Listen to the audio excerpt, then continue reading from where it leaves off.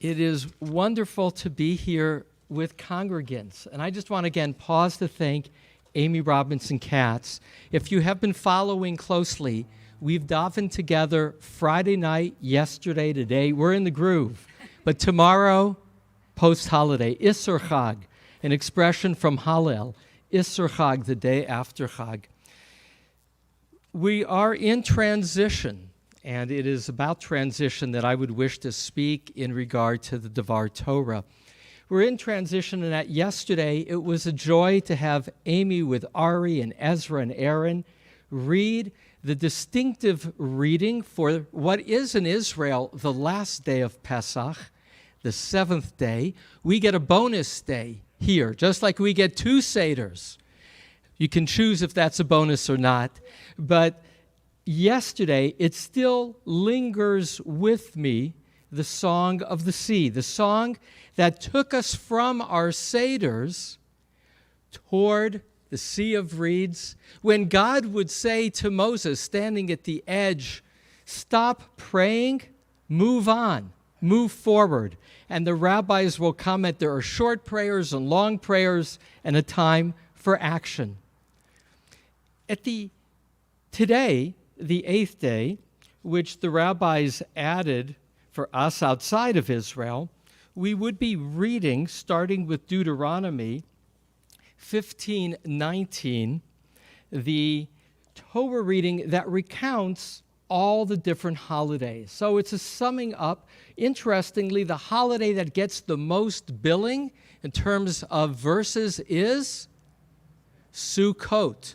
Long description there. And also in that, it's the place where the Omer is counted, today being the seventh day of the counting of the days of Pesach to what the rabbis would later describe as the preparation for receiving of Torah. And then the Haftorah would be the standard, the repeated Haftorah, Maftir, which would be the description of the sacrifices brought. And our Haftorah, taken from Isaiah, has some lines in it that you may well know. It is a prophecy of redemption, a future redemption. But a shoot shall grow out of the stump of Yishai of Jesse.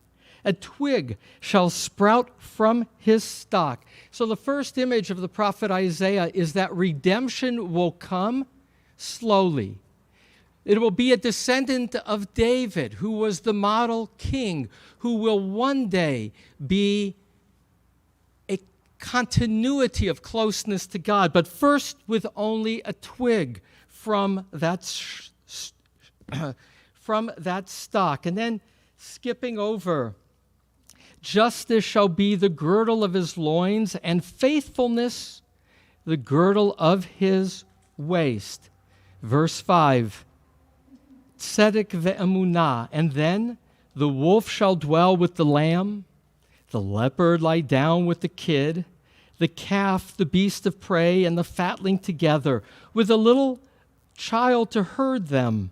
The cow and the bear shall graze, their young shall lie down together, and the lion, like the ox, shall eat straw. A babe shall play over a viper's hole, and an infant pass her hand over an adder's den. In all of my sacred mountain, nothing evil or vile shall be done, for the land shall be filled with devotion to the Lord as waters covers the sea. Kamayim liyam michasim. Hymn the Lord, now the end of that Haftorah, for God is done gloriously, ki geut asa, echoing the song of the sea. Let this be made known in all the world. Tzahali v'roni yoshevet Sion, O shout for joy, you who dwell in Zion. For great in your midst is the Holy One of Israel. Ki gadol bekirbech, kadosh Yisrael. Pesach, these days of transition, are for us the model of the final days of redemption. Jews have seen our history as moving forward, not simply circling back, but spiraling upward, with the prayer that if God could take us out from Egypt, then we have reason to hope to invite Elijah into our midst, that he, Elijah, will announce a world of harmony and wholeness. And so yesterday, we read the Song of the Sea. And then Miriam took the timbrel and began to dance with the women. Sing to the Lord, Shiru ladonai ki ga'oga'ah, sus v'rachmo ramavayam. Sing to the Lord, for God has triumphed gloriously. Horse and driver, God has hurled into the sea. But when Amy read the Song of the Sea, she kept reading. Listen to the next immediate verses. Then Moses called Israel to set out from the Sea of Reeds. They went on into the wilderness of Shur. They traveled 3 days in the wilderness and found no water. They came to Marah, but they could not drink the water of Marah because it was bitter. That is why it was named Marah, which means bitter. And the people grumbled against Moses, saying, "What shall we drink?" So he cried out to the Lord, and the Lord showed him a piece of wood. He threw it into the water, and the water became sweet. There he made for them a fixed rule. There he put them to the test. He said, "If you will heed the Lord your God diligently, doing what is upright in your sight, giving ear to his commandments and keeping all his laws, then I will not bring upon you any of the diseases that I brought upon the Egyptians, for I, the Lord, am your healer." And that's where the Torah reading stopped. Next verse. And they came to Elim, where there were 12 springs of water and 70 palm trees, and they encamped there beside the water. So pause for a moment. Yesterday, we focused on the celebration of crossing the sea, but the rabbi said, keep reading. The story doesn't end there. 3 days later, the people are embittered. Where is the water, Moses, they say. What shall we drink? And it is then Moses who cries to God with wood to throw into the water to sweeten it. And the rabbis say, how is it that only 3 days after crossing the Sea of Reeds, only 3 days after a miracle on which on both sides there were walls of water, the people 3 days later would begin to complain? And I will add, this is the first of 4 crises on the way to Mount Sinai. You know, there's a midrash of Shimon and Levi. They're crossing the Sea of Reeds in Midrash Rabbah. And Shimon turns to Levi and he says, mud here, mud there. That's the story. Mud here, mud there. You know, momentum is a very powerful force. I like that because I made it up. It's new. Momentum is a very powerful force. What you're used to seeing is what you continue to see. In Egypt, they looked to the mud and they built bricks. As the miracle is occurring, literally, as the walls are standing frozen on either side, Shimon and Levi are looking at the ground and they see the familiar. They miss the miracle. They see the mud, even in the midst of the miracle. Let alone 3 days after the miracle, momentum is a powerful force. Where is the water? What's the promise? Moses, why did you bring us here? Complaining begins. There will always be complaining. I've learned that as a rabbi. A certain percentage will always find a problem, be cynical. And so here we are. 3 days later, where is the water? And mind you, the next verse will say that they came to an oasis. Immediately, one commentary They came to Elim where there were 12 springs of water and 70 palm trees, and they encamped there beside the water. And that is, Elim was in front of them, but they were still so grounded in seeing all that was wrong in the moment that they couldn't see the oasis, which would provide. And mind you, this is really interesting. This was pointed out to me by Peter Pitzley. Elim, that oasis, is symbolic. Where there were 12 springs of water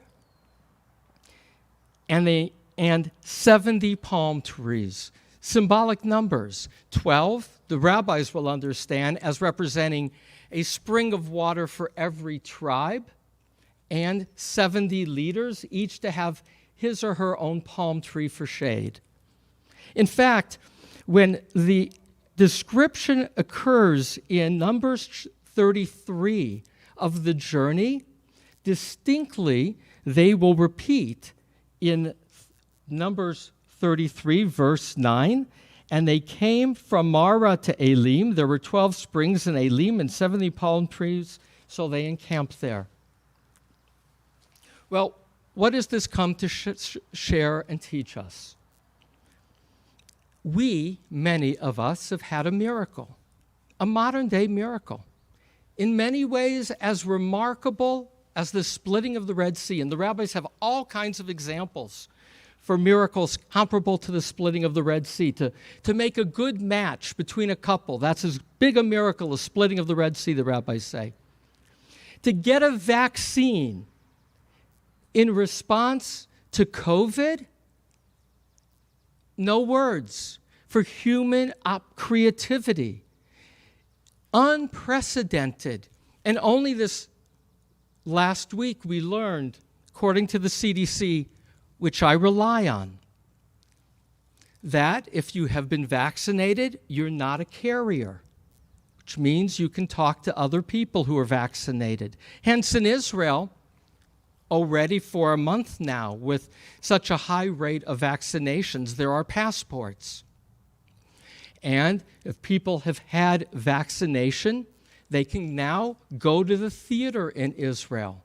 They can go to the movies, because if you've been vaccinated, you're not conveying the virus to others. That is a miracle.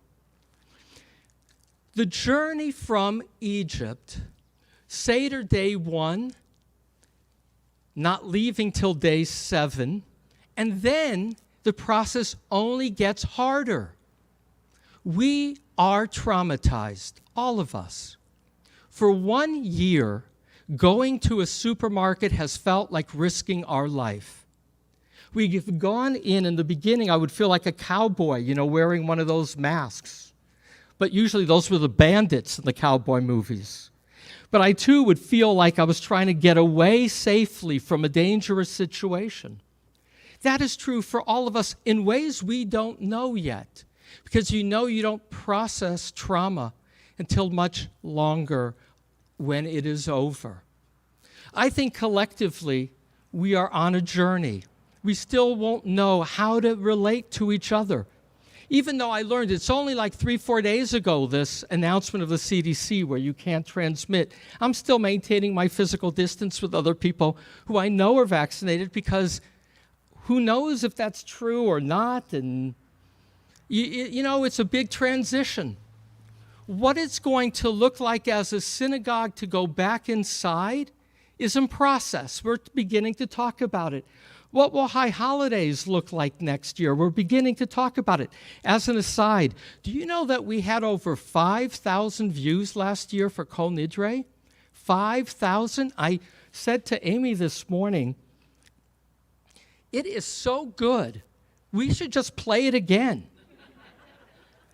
And that's really one of Amy's great achievements this year, is to guide all of us, all the staff, Carl and Hal and me and all of us, to doing something that went international. I'm just pausing because I don't get that much more opportunities.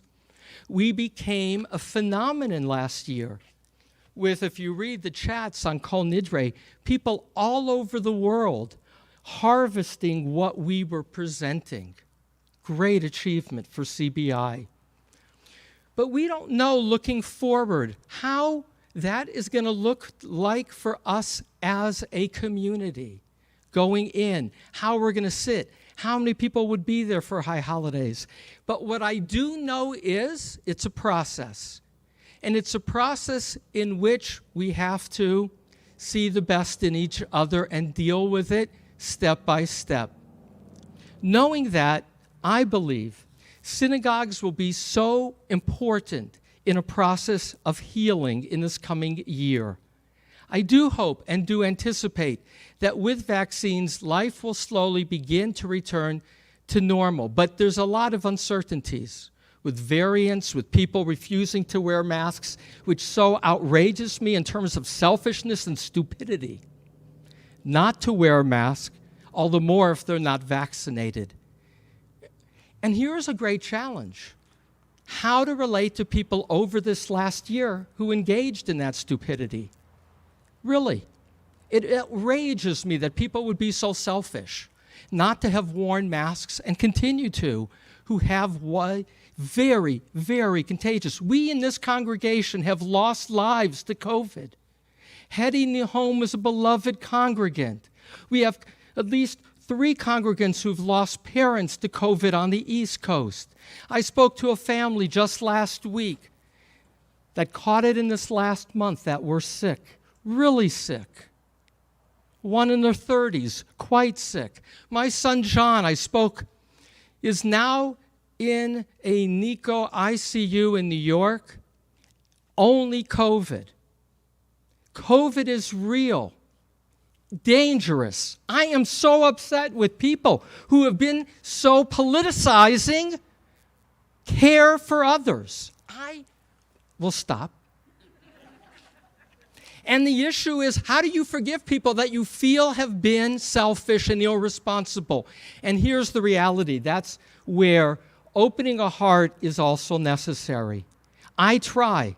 I'm only human. For people that I feel have upset me, there is the reason to feel that one has to be higher.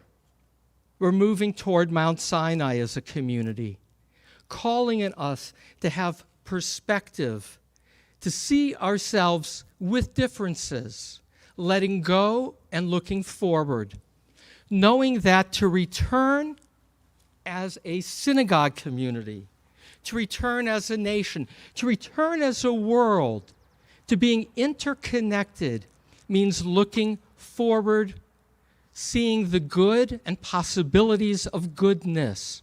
Otherwise, we are caught in Mara. We are caught in a place of bitterness.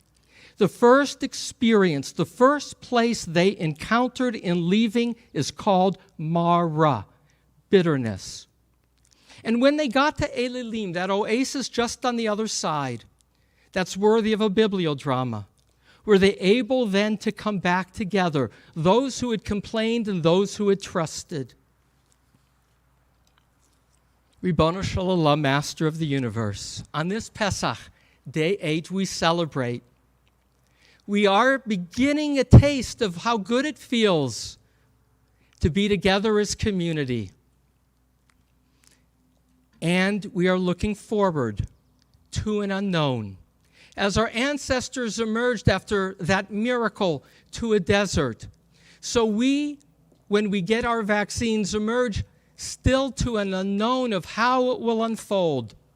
And yet, we have reason to look forward with hope that there will be normalcy yet in front of us, a reclaiming of the gathering of brothers and sisters as extended family.